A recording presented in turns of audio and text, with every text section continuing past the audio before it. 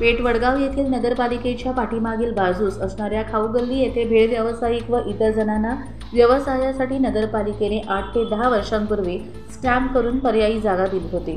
संबंधित गाळेधारक गेल्या 3 वर्षांपासून त्यांचा रीतसर कर भरत आहेत, परंतु सध्या नियोजित जागी नगरपालिकेची नवीन प्रशासकीय इमारत होणार असल्या कारणानं गाळेधारकांना गाळे रिकामे करण्यास सांगितलेले आहे।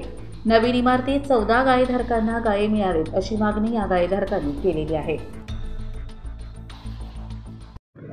नमस्कार, सम्राट न्यूज मराठी चॅनलमध्ये आपल्या सर्वांचं स्वागत आहे। पेठ वडगावमध्ये गेल्या कित्येक दिवसापासून नगरपालिकेच्या पाठीमागील बाजूला असणाऱ्या जी खाऊ गल्ली आहे, या खाऊ गल्लीमध्ये जे भेळ व्यावसायिक आहेत त्यांना दुकान गाळे दिले होते।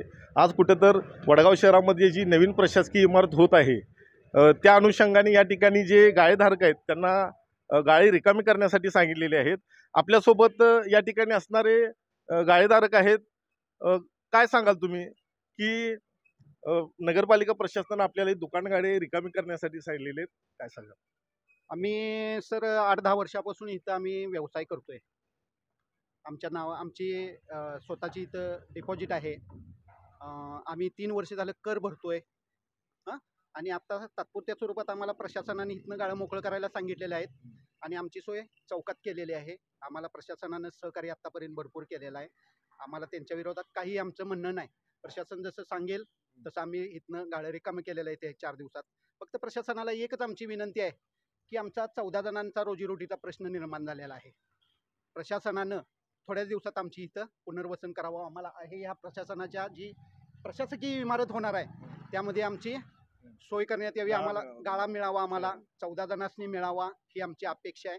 बाकीच काय म्हणणं नाही। आम्हाला प्रशासनाने भरपूर सहकार्य केलं। गेले किती वर्षापासून आपण या ठिकाणी हा व्यवसाय करत आहात किंवा त्यावेळी कसा विषय झाला होता? नगरपालिकेने तुम्हाला काय म्हणून ठोस आश्वासन दिलं होतं?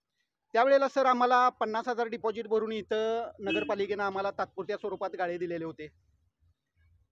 8-10 वर्ष झाले या गोष्टीला। त्यानंतर आम्ही इथं 4 वाजेपर्यंत व्यवसाय करत होतो। 4 नंतर आम्हाला चौकात ठराव करून आम्हाला 4 नंतर चौकात दिलेलं होतं। त्याप्रमाणे आमचं व्यवस्थित इथं चालू होतं।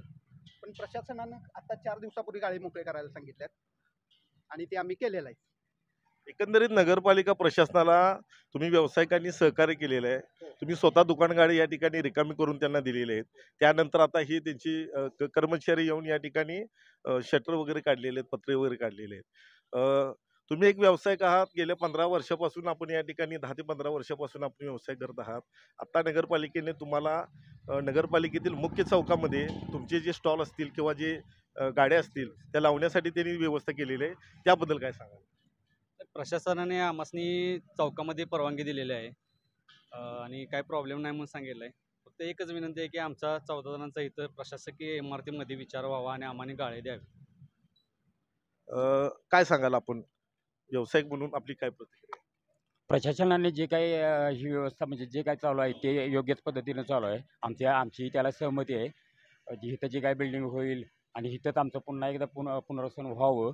आता भले आम्ही चौकात असलो तरी आता इथं जेव्हा सोय होईल हे आमचा हक्काचा आणि आम्ही भविष्यात ही रोजीरोटी म्हणून आम्ही बघतोय ह्याच्याकडे, हेच आम्हाला पुन्हा व्यवस्थित मिळावं आणि पुन्हा इथं ती कंटिन्युटी व्हावी ही आमची माफक अपेक्षा।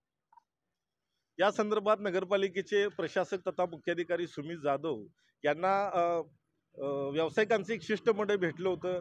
जवळपास 2-3 वेळा बैठक झालेली आहे आणि त्यांची स्पष्ट अशी मागणी आहे की हे जे ठिकाण आहे आमचं हक्काचं ठिकाण आहे।